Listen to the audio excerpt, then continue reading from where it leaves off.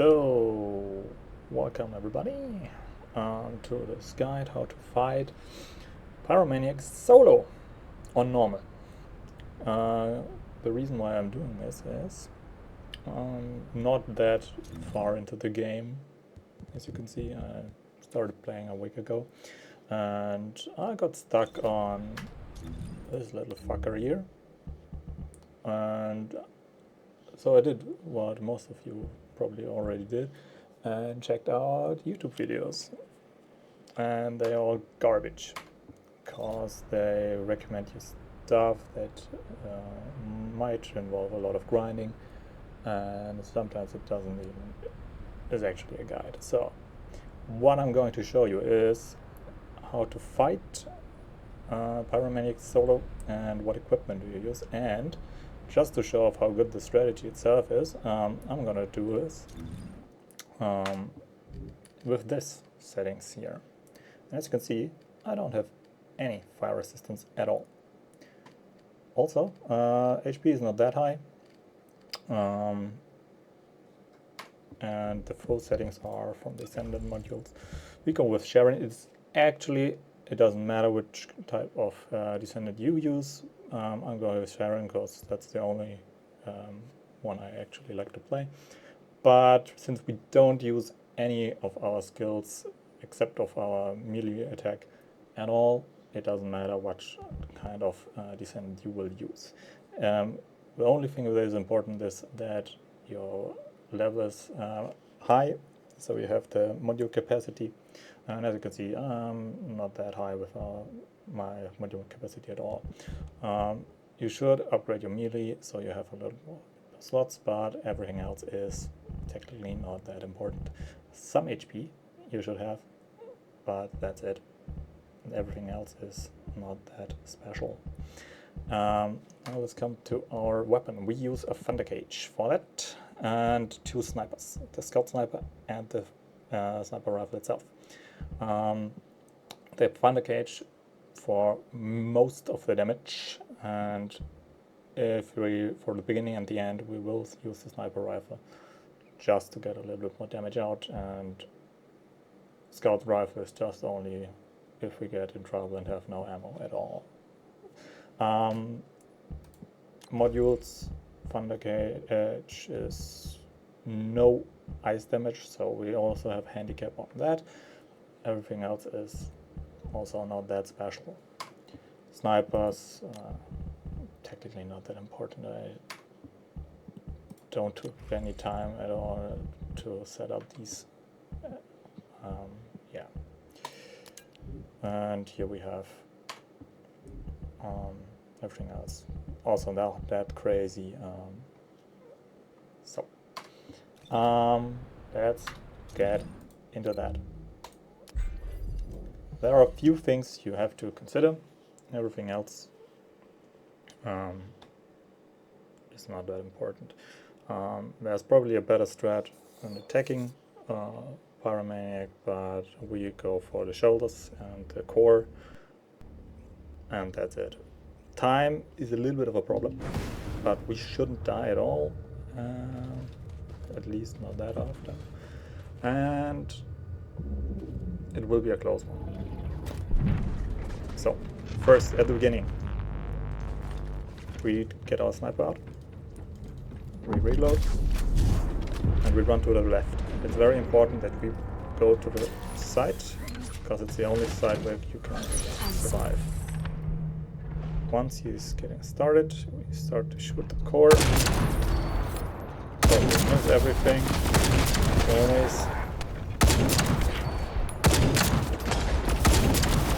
Once it's coming towards us, we stay right here. Because that's the spot where you can block most of the attacks. As you can see, the damage is actually real. And that's the strategy now. So he's on that side, we go on that side, so we can block most of the attacks. And once he's coming more to the left, now we go once over that and go fall down again. So we get cover from the other side. And now we just simply shoot constantly.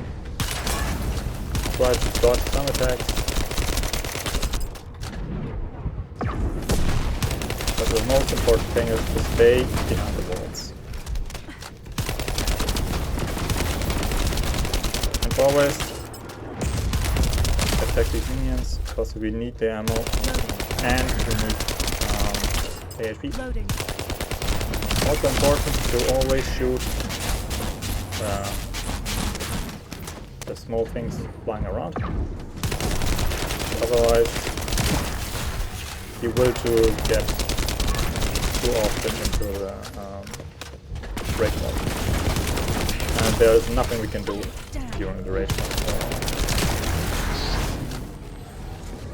It's fine, HP is fine, so we can drop. Whoops, failed.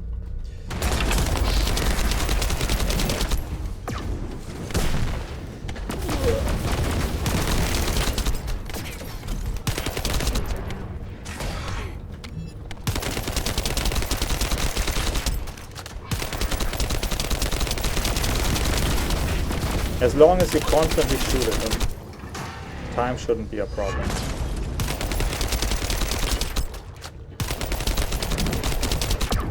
He's not in rage mode currently. He wasn't. And we already have his shields down. So that's good.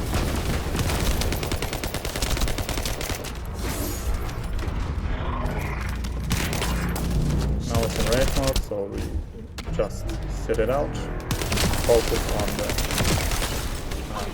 that's great, actually, that he's doing that, because that gives us a lot of time to sit out this garbage.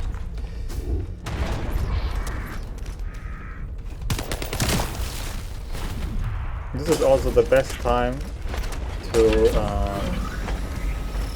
get everything back up again, so we can start a fight once he's leaving the rage mode. Because you can't do anything during this time.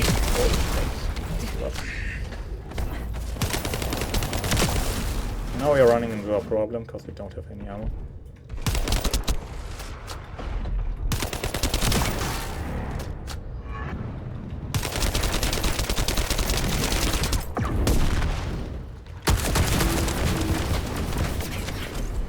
Shields are down. Okay, now we have our ammo back for the main weapon.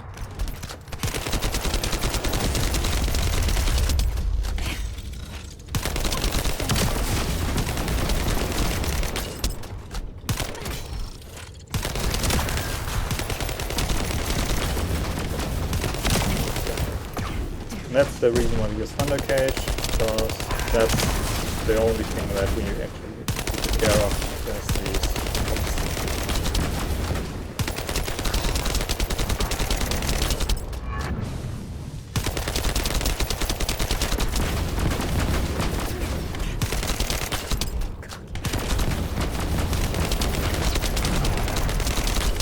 Down. Down.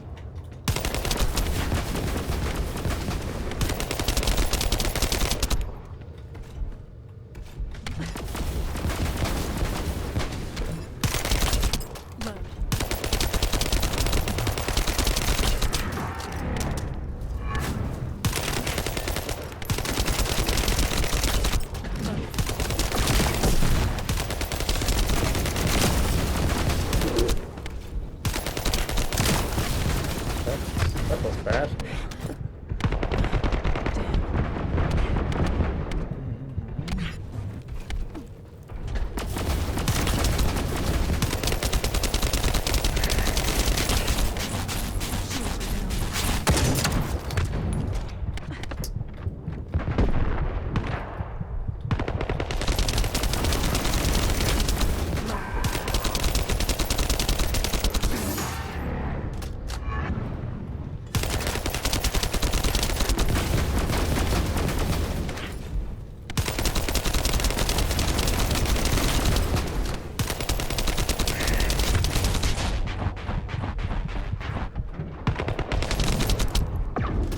You can die once, but you can't die twice.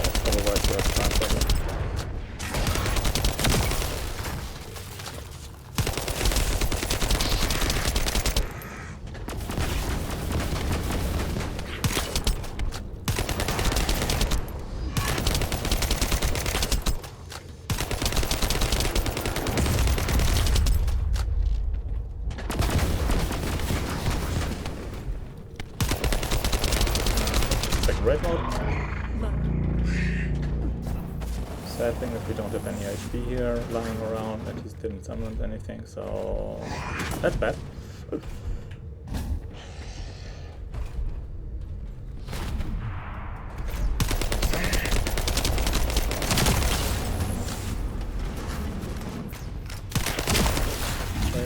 Get out here. Great. Damn.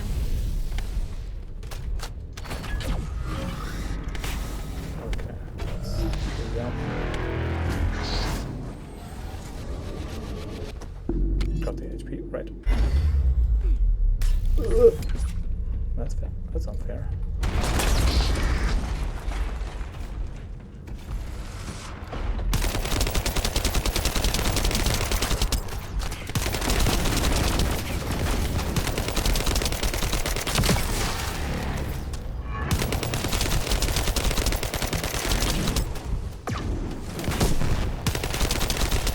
Good thing is, if you were fighting him that close, so the fireball he summons is instantly on the ground. And it doesn't deal that much damage as well.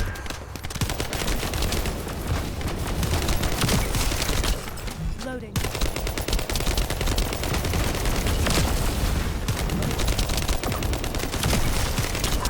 Loading.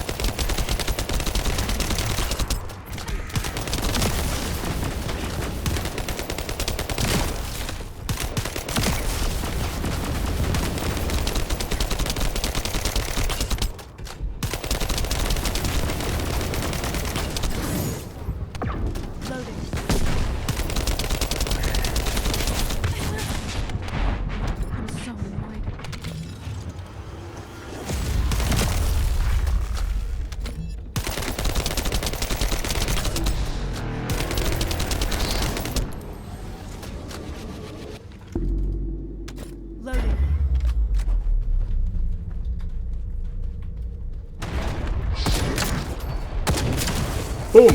Got it. So,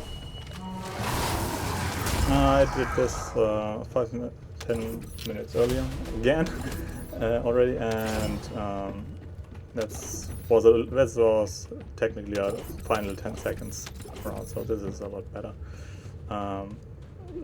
We'll upload the first attempt as well. But this one was better for explaining everything.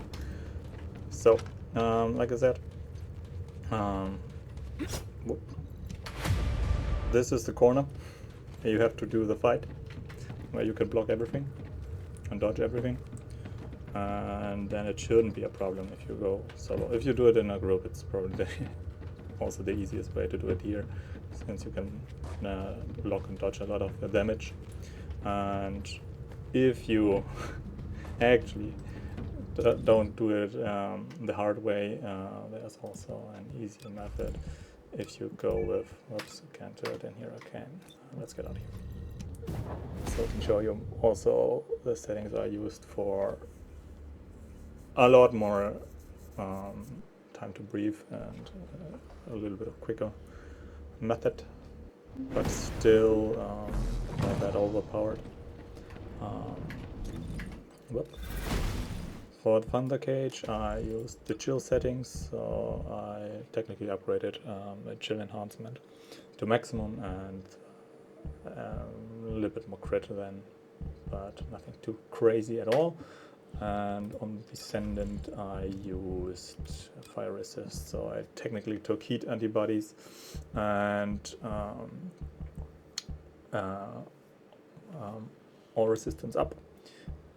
And also what you can do is, what I got earlier, is here.